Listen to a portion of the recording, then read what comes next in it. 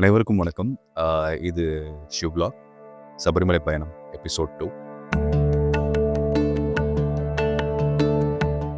போன எபிசோடில் இந்த நாய்ஸ் அதிகமாக அப்புறம் வாய்ஸ் ரொம்ப லோவாக இருந்தது. நான் மன்னிப்பு கேட்டுக்கிறேன். ஏன்னா நான் சரி கிளியராக இருக்கும்னு நினச்சேன். கடைசியில் எடிட்டில் பார்க்குறப்ப தான் தெரிஞ்சுது அதை மாற்ற முடியாதுல்ல. ஸோ அப்படியே சொல்லி விட்டாச்சு. ஏன்னா வேறு எங்கேயும் எனக்கு திரும்பி வாய்ஸ் ஓவர் கொடுத்து அதை மேனேஜ் பண்ண டைம் இல்லைன்னு சொல்ல முடியாது. எனக்கு அந்த டைமில் எனக்கு தோணலை. சரி அப்படியே ராவாகவே இருக்கட்டுமேன்னு சொல்லிட்டு நான் போட்டேன். ஆனால் இது ஒரு மிஸ்டேக் மாதிரி இருக்குங்கிறது அப்புறமே தான் யூஸ் பண்ணேன். ஸோ இதுக்கப்புறம் மேக்ஸிமம் கிளியராக கொடுக்க ட்ரை பண்ணுறேன்.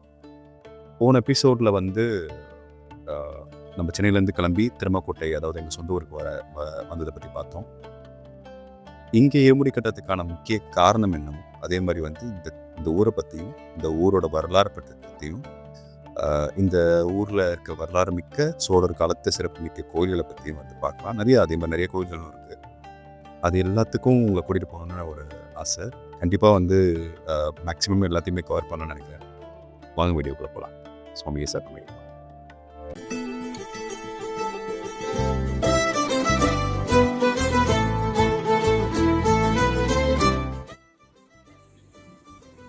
திருமக்கோட்டை.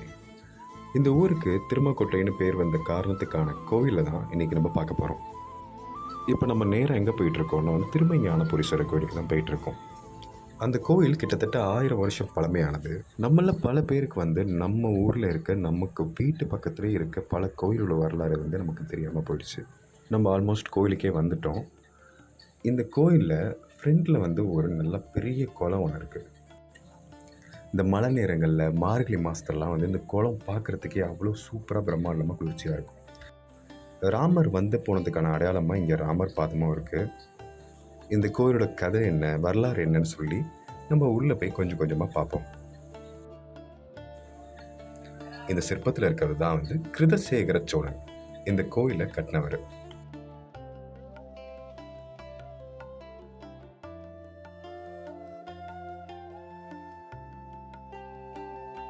இந்த கோயில் புதுப்பிக்கிறதுக்கான வேலைப்பாடுலாம் இப்போ நடந்துக்கிட்டு இருக்கு. கிட்டத்தட்ட 2006 லாஸ்ட்டாக இந்த கோயிலுக்கு கும்பாபிஷேகம் பண்ணாங்க. இந்த கோயிலோட சிறப்பு வரலாறு என்னன்னா, மகரிஷி வசிஷ்டர் இங்கே சுயம்புலிங்கத்தை வழிபட்டதாகவும், அந்த சமயத்தில் வசிஷ்டர் இங்கே இருக்காருன்னு தெரிஞ்ச ராமர் அவரை பார்க்க வந்ததாகவும் இந்த கோயிலில் வரலாறு இருக்குது. ராமர் இங்கே வந்ததுக்கான அடையாளமாக தான் அந்த ராமர் பாதம் இங்கே இருக்குன்னு சொல்கிறாங்க. சோழர்களோட ஆட்சி காலத்தில் கிருதசேகர சோழன் அப்படிங்கிற ராஜா தோல் நோயால் ரொம்ப பாதிக்கப்பட்டார். தன்னோட நோய் குணமாகறதுக்காக இங்கே இருந்த சுயம்புலிங்கம், அதாவது ஞானபுரீஸ்வரரை வேண்டி இங்கே இருந்த குளத்தை தண்ணி எடுத்து அபிஷேகம் பண்ணி 48 நாள் தினமும் பூஜை பண்ணார். அதன் பலனாக அவருக்கு தோல் நோயும் குணமானதுனால இங்கே இருந்த சுயம்புலிங்கத்துக்கு அவர் ஆலயத்தை கட்டினார். நம்ம கோயிலுக்குள்ளே நுழைஞ்ச உடனே முன்னாடியே பெரியநாயகி அம்மன் இருக்காங்க. எனக்கு இந்த கோயிலில் ரொம்ப பிடிச்சது என்னென்னா, இந்த கோயிலோட கருவறைக்கு கொஞ்சம் பின்னாடி ரொம்பவும் அமைதியாகவும் ஒரு மாதிரி அந்த எக்கோ சவுண்ட், அவங்க பூஜை பண்ணுறப்ப அந்த சவுண்ட் ரொம்ப அருமையாக இருக்கும். அந்த சிவனோட அந்த ஸ்லோகம் சொல்கிறப்பையும் சில மந்திரங்கள் சொல்கிறப்பையும் அவ்வளோ அருமையாக இருக்கும். அதே மாதிரி இங்கே இருக்க அந்த ஓதுவாரெலாம் அங்கே மந்திரம் சொல்கிறப்போ வீடு வரைக்கும் கேட்கும். அந்த மாதிரி அவ்வளோ அமைதியாக இருக்கும் இந்த ஊர். சின்ன வயசில் இந்த கோயிலில் நிறைய நாங்கள் விளாண்டுருக்கோம் ஓடி பிடிச்சி.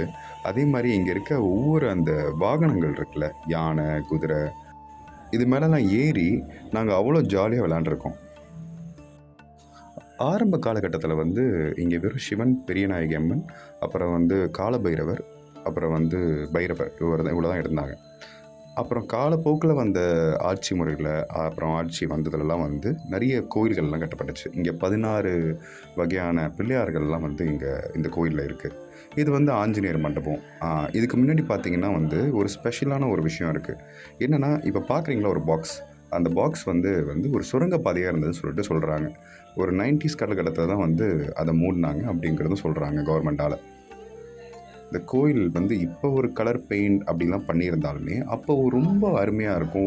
ஒரு மாதிரி ஒரே ஷேடில் ஒரு மாதிரி பழமை மாறாமல் இருக்கிற மாதிரி ஒரு இதில் இருந்துச்சு. இப்போ கொஞ்சம் காலகட்டத்தில் மாற கலர்லாம் அடித்து கொஞ்சம் சேஞ்சஸ் இருக்குது.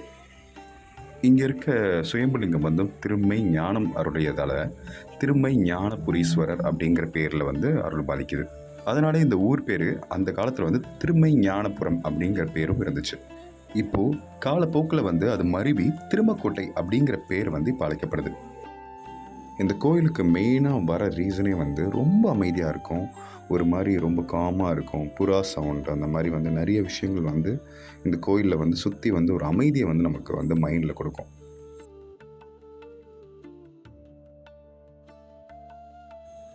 இதுதான் நான் சொன்ன கால பைரவர் அப்புறம் பைரவர் ரெண்டுமே ஒரே இடத்துல இருக்கும் இந்த கோயிலில். சபரிமலை கிளம்புறதுக்கு முன்னாடி இந்த கோயிலில் ஒரு சாமியை கும்பிட்டாச்சு. ஸோ வந்து நெக்ஸ்ட் வீடியோவில் வந்து அடுத்து என்ன கோயில் இந்த ஊரை பற்றி இருக்குது அப்படிங்கிறத பார்த்துட்டு மலைக்கு போகிற ஒவ்வொரு வீடியோ வந்து கண்டிப்பாக வந்து பேக் டு பேக் வரும். மேலும் பல தகவல்கள் பல கோயில்களை பற்றி பார்க்குறதுக்கு சிவ் பிளாக் சேனலை சப்ஸ்கிரைப் பண்ணுங்கள். புதுசாக பார்க்குறவங்க கண்டிப்பாக சப்ஸ்கிரைப் பண்ணிடுங்க. பாய்.